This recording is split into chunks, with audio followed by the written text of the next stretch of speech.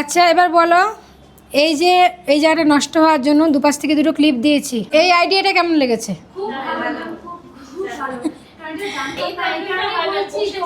বসে যায় না? এবার কি করবে, এদিক থেকে একটা দিয়ে দেবে আর এদিক থেকে একটা, তাহলে কি হবে, যখন কার্ল করবে আর নষ্ট হবে না।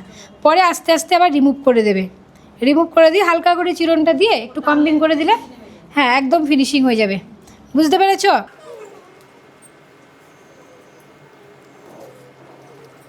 আমারও আগে নষ্ট হতো, তারপর বুদ্ধি করে এই টেকনিকটা বের করলাম।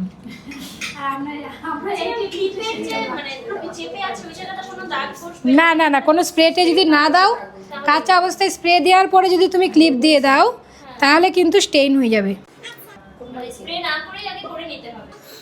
স্প্রে শুকিয়ে গেছে তো, আমি তো স্প্রে করেছিলাম ফিনিশিংয়ের জন্য। হ্যাঁ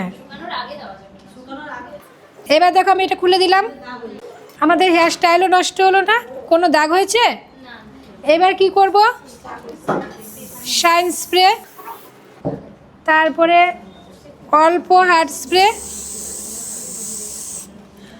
করে নিয়ে ধর, দেখো একদম